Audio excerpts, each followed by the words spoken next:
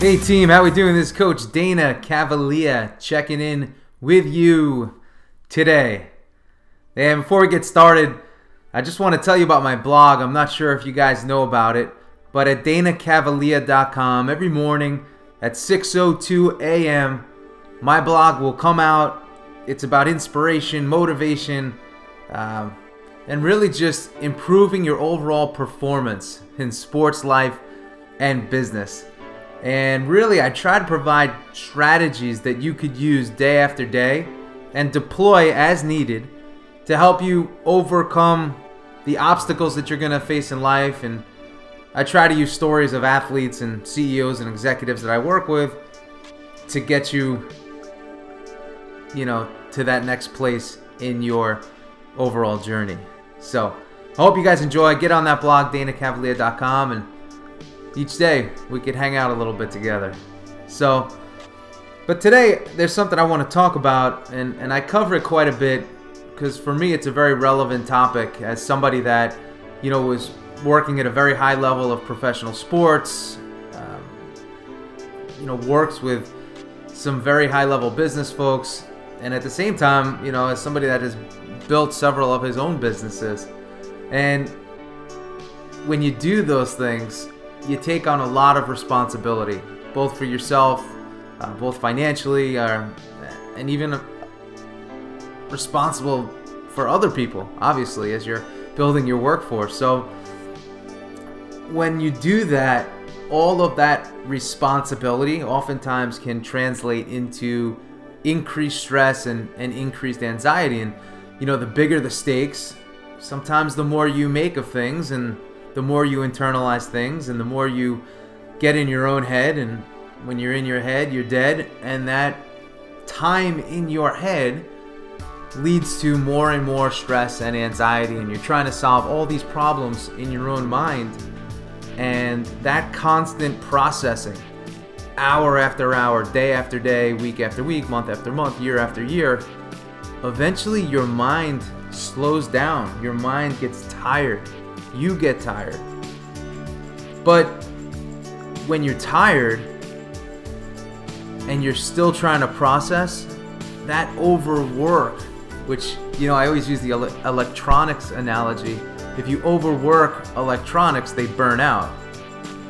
But we think because we're people, when we overwork ourselves, we won't burn out. But it's really the same thing. So really, our burnout is high levels of stress, high levels of anxiety, fatigue, a lack of work-life balance is often what we blame it on. And that overall fatigue, again, pushes you further into a lack of creativity, a lack of passion, a lack of excitement. And then we spend a lifetime, well, hopefully not a lifetime, but then possibly years, once we realize we're in this state, trying to get ourselves back to what we once were. And we fight and we claw, even though we're exhausted, to get back to the state of passion and creativity and loving what we do and all that. But really, we're feeding back into the same mechanism that got us there in the first place, which is pushing and fighting and working, grinding it out. And that's really not the answer. And so many people today, if you're not grinding, you're falling behind. If you're not up at 4 in the morning, you're a loser. And I gotta tell you, as somebody that's been in the performance enhancement space, for a very long time, that is not the answer.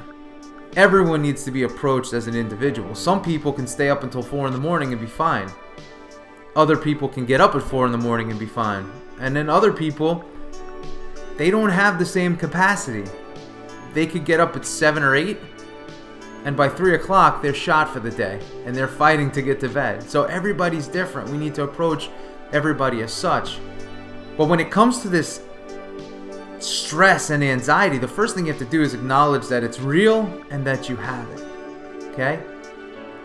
And then you have to realize that your life is a little bit out of balance, and therefore it's a little bit out of control, and you are the one that is responsible for that. You allowed that to happen. And now, once you realize that, it's about moving yourself through the journey to get yourself back on track. And that takes time. It's something that can't be rushed. It's something that can't be accelerated. But something that I realized, because I went through this myself, is that the fastest way to stay where you are or go backwards is to actually spend time processing in your own mind your next move or how we're going to do this, and over strategizing and trying to take that typical type A mindset of I could outwork my stress, I could outwork my anxiety, I could outwork my fatigue, I can outwork, and applying it towards you resurrecting yourself. Huge mistake that will keep you right where you are or move yourself backwards faster than it'll move you forward.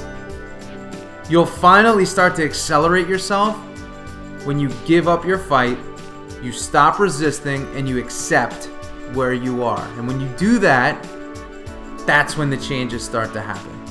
But you got to remind yourself day after day, it's not about pushing and it's not about grinding. If you're a type A winner, that's in you, that's in your fabric. It's never going to change. If you're somebody that's not motivated, that's a completely different story. But if you're a type A winner that's dealing with stress and anxiety, fatigue, burnout, poor work-life balance, you can't push through it. You can't use the same techniques that you used to become successful for that short period of time before this burnout to get out of this situation. You can't do it. You may think you can, but you definitely can't.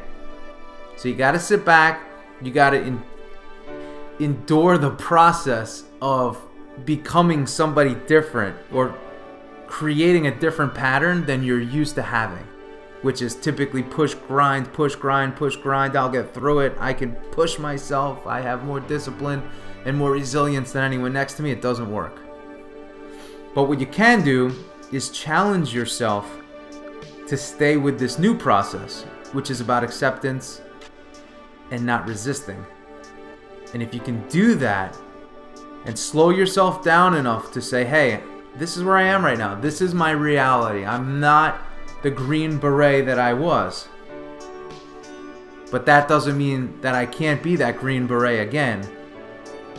I know what it did to me, and I never want to go back to that again. That's the mentality that you're going to have, and you're going to be able to take this new set of skills of being more present, not having all that internal dialogue, I got to do it all myself, mentality. You're going to be smarter when you get back there. And again, just personally, I love to share stories about my own journey.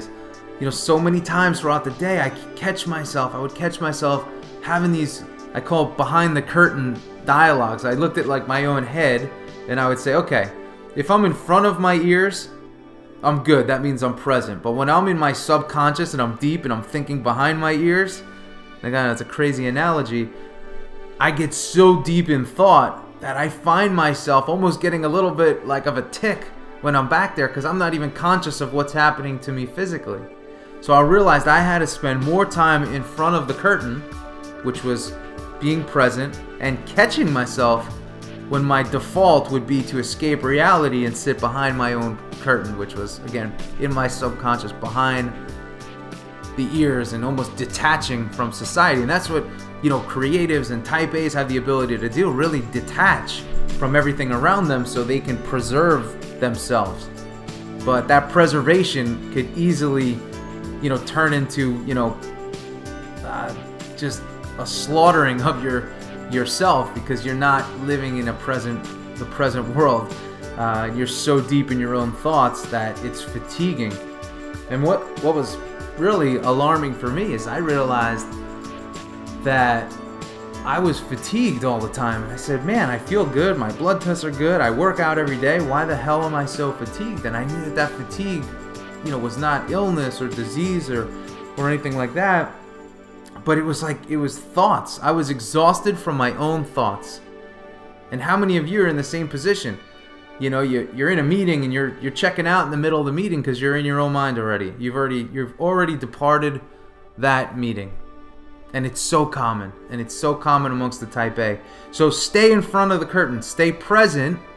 And how do you do that? You have to have a little bit of a code or a cadence or something that you do to get yourself back. It could be a finger snap. It could be tapping twice on your leg. It could be anything.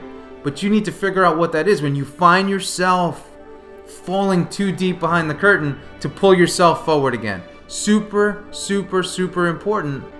But it's really essential that you do that to preserve yourself and not get yourself in that negative thought loop or fall into that subconscious thought loop, which will eventually lead to stress and anxiety over time. So you got to get present, and people say it all the time. And then my thing is, well, how do I get present? And that's where you need to have that 2-tap or that snap cadence to get yourself present again. Even as a hitter, like a lot of baseball players or pitchers, when they lose focus, they have to have some sort of an indicator to bring them back to present. They have to get present in order to play that game. And it's a really interesting situation that happens to a lot of, leaders, because I guess as a leader, you spend so much time by yourself, and along your journey as a leader, you get burned a lot. And in getting burned a lot, you go back to yourself and you think, I gotta be by myself. I gotta do this myself. It's all me. As much as I have all this great team and staff, it's really gonna come back down to me again.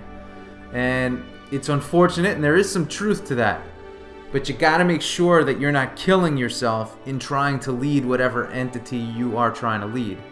And I see so many people struggle with this, and that's why a lot of people they're abandoning corporate America, or they're abandoning different things in their life, and they think that that's the solution and that's the answer. But little do they realize that even that next solo venture that they go on will still get them in that same predicament if they're not careful and they're not aware. So it's not always the company that we work for that causes the problem. It's oftentimes how we react to that company and how we build our schedule within that company and how we compose ourselves, and we got to make sure we don't lose ourselves within that company. So whatever you do in life, you have to be present for it, and you got to realize that if you spend too much time behind that curtain, you're gonna be in big trouble. And I always say it: if you're in your head, you're dead. Because you get these wicked thoughts and these wicked feedback loops, most of which are not even real. And the one thing that I will end on is, oftentimes as a leader of anything, you're trying to forecast problems before they happen. So what kind of mindset are you going to be in? Preventative. Typically you're preventing negative, so there's a negative connotation to your thoughts. And that's what puts you in this state of fear and anxiety. And we got to be really aware of that, because if we're not, we're going to get in big trouble. So let's get present. We'll continue to have this conversation about how to do it and how to get more present, but think about what an indicator is for you. Is it a snap? Is it a tap? Is it, whatever, standing up and sitting down? It could be anything that you use as an indicator to reset yourself. So that's my lesson for today. I hope you guys enjoy. And really, if you can get on the blog, I think you'll really enjoy it. 6:02 a.m. DanaCavalea.com. And I have a host now of podcast episodes on the website as well. And you can also go to iTunes and get the Becoming a Champion podcast, Stitcher, and SoundCloud. This is Dana Cavalea signing out. I hope you enjoyed, and I'll see you soon.